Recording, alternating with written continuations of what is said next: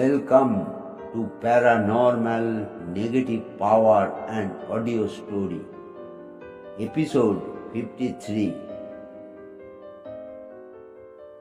আমাদের আজকের নিবেদন হীরেন চট্টোপাধ্যায়ের লেখা অভিশপ্ত আংটি। গল্পের শুরুতেই আপনাদের কাছে অনুরোধ, দয়া করে চ্যানেলটা সাবস্ক্রাইব এবং শেয়ার, লাইক, কমেন্ট করে আমাদের এগিয়ে যেতে সাহায্য করবেন আশা করি। গল্প পাঠে সঞ্জীব চ্যাটার্জি। আমাদের বেলতলা বোর্ডিংয়ের নিয়মকানুন খুবই কড়া। আমার রুমমেট সুদীপের বাড়ি নদিয়া জেলার পলাশীতে। সুদীপের তিনকুলে কেউই নেই, থাকার মধ্যে আছে শুধু সুদীপের বাবা। তিনি ভীষণ ব্যস্ত মানুষ। দেশ বিদেশের যত অদ্ভুত জিনিস কিউরিও না কি বলে যেন জোগাড় করে বেড়ান। মাঝে মাঝে ছেলের কাছে বোর্ডিংয়ে আসেন, কিন্তু সুদীপ কখনো বাড়িতে যায় না। সুদীপ জানে আমি বাড়ি গেলে রবিবার রাত্রে বোর্ডিংয়ে চলে আসি। বোর্ডিংয়ে এসে ঘরের দরজায় দুবার টোকা দিয়ে আলতো গলায় ডাকলাম, সুদীপ, এই সুদীপ, দরজা খোলো। কিন্তু ঘরের ভেতর থেকে কোনো আওয়াজ না পেয়ে ঘাবড়ে গেলাম। ঘরের দরজায় জোরে ধাক্কা দিতেই দরজা ভেতর থেকে খুলে গেল। কিন্তু ঘরটা এত ঘুটঘুটে অন্ধকার কেন? সুদীপ কোথায় গেল? ঘরের দরজা খুলে রেখে সুদীপের বাবার দেওয়া কিউরিও টেবিল ল্যাম্পটা জ্বালানো থাকে, কিন্তু আজ কেন টেবিল ল্যাম্পটা জ্বলছে না? নানাবিধ প্রশ্ন মাথায় নিয়ে ঘরে ঢুকে বড় ল্যাম্পের আলোটা জ্বেলে দিলাম। মনে হচ্ছে ঘরের ভেতর একটা খণ্ডযুদ্ধ হয়ে গেছে।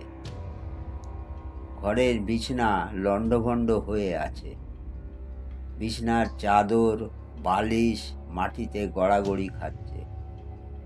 বই, খাতা, সেন্টার টেবিল সমস্ত কিছুই ঘরের মেঝেতে ছড়িয়ে পড়ে আছে। কিন্তু ঘরের এই অবস্থা কি করে হলো? পেপারওয়েট দরজার কাছে পড়ে আছে। সুদীপ কোথায়? কে এমন অবস্থা করলো ঘরে? মেঝে থেকে বিছানার চাদর, বালিশ তুলতেই চিঠিটা নজরে পড়ল। চিঠিটা সুদীপেরই হাতের লেখা। একটা অসম্পূর্ণ চিঠি। চিঠিতে লেখা, কালো বেড়াল ও রক্তচোষা বাদুড় থেকে সাবধান। তার চেয়েও সাবধান আমার ওই আংটি। একটা লম্বা আঁচড়েই চিঠিটা শেষ। কিন্তু কোথায় গেল সুদীপ? জলের কুজোর সামনেই পড়েছিল ওই জিনিসটা। হাতে তুলে নিলাম আংটিটা। আংটিটা ভীষণ পুরনো। প্রাচীন মিশর দেশীয় একটা সংকর ধাতুর আংটি।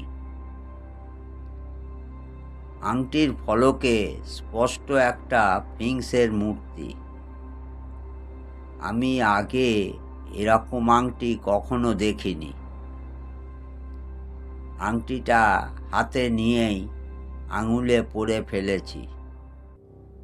আচমকা কানে এলো বিড়ালের ডাক। এরকম বিড়ালের ডাক আগে কখনো শুনিনি। চাপা গর্জন, যেন রাগে ফুঁসছে।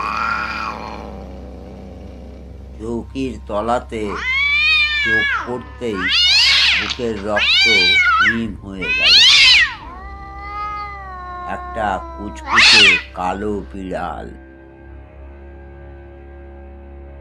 জ্বলন্ত আগুনের গোলার মতো চোখ দুটো জ্বলজ্বল করছে। রুদ্ধ হুঙ্কার ছেড়ে বিড়ালটা লাফিয়ে আমার সামনে এলো, একেবারে আমার বিছানার উপর। বিড়ালটা রাগে গর্জন করতে করতে ভাল্লুকের আকার ধারণ করেছে। হাতের কাছে পেপার ওয়েটটা পেয়ে আচমকা কালো বিড়ালের মাথা লক্ষ্য করে ছুঁড়ে দিলাম,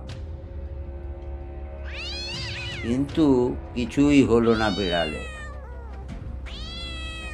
সঙ্গে সঙ্গেই ঘরের ভেতর ডানা ঝাপটাবার শব্দ শুনতে পেলাম। উপরে তাকিয়ে দেখি প্রকাণ্ড আকারের একটা বাদুড় পাখার ব্লেডের ওপর এসে বসল। সেই জন্য সুদীপ চিঠিতে কালো বিড়াল আর রক্তচোষা বাদুড় থেকে সাবধান লিখেছিল। এবার বিড়াল এবং বাদুড় দুজনে একসাথে আক্রমণ শুরু করল। আমার সারা গায়ে বাদুড়ের নখের আঁচড় ও বিড়ালের কামড় আমার শরীরকে তছনছ করে দিতে লাগলো।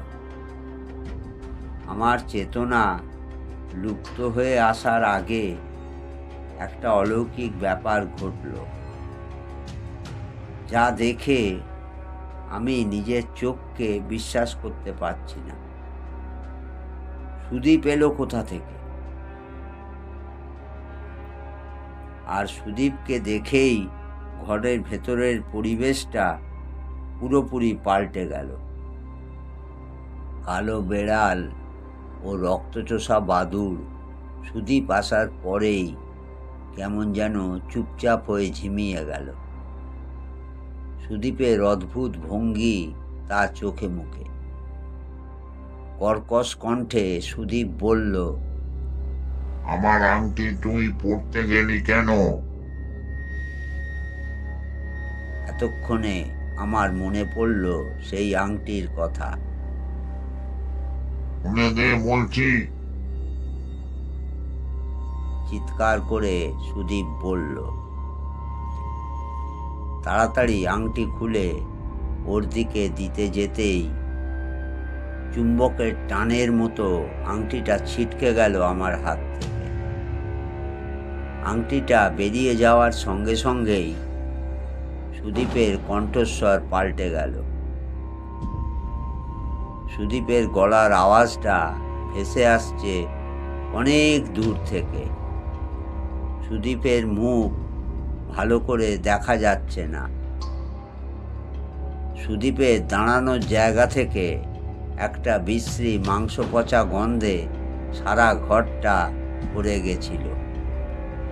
সুদীপের বাঁ চোখটা দেখা যাচ্ছে না, সেখানে বিশাল গর্ত, সারা মুখে কাটা কাটা দাগ, গলার কাছে গভীর ক্ষত, দগদগে লাল রঙের।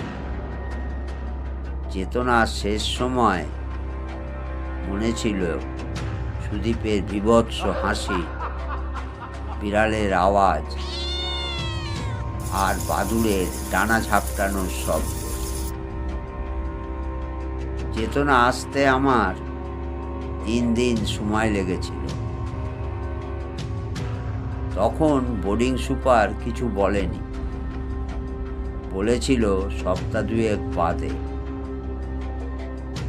আমি যখন ঘরেতে চেতনা হারিয়ে ফেললাম, তার ঠিক আধ ঘন্টা আগে সুদীপ হাসপাতালে ভর্তি হয়। এই সময় সুদীপ হাসপাতালে বলেছিল তার বাবা এই আংটি দিয়ে গেছে। মিশরের এক ফারাওয়ের সমাধি থেকে উদ্ধার করা আংটি। সেই আংটি পরার সাথে সাথে কালো বেড়াল ও বাদুড়ের আক্রমণ হয়। আর কিছু বলতে পারেনি। সুদীপ মারা যায় রাত 12:10। আজকের গল্প এখানেই শেষ করছি। কেমন লাগলো কমেন্ট করে জানাবেন দয়া করে।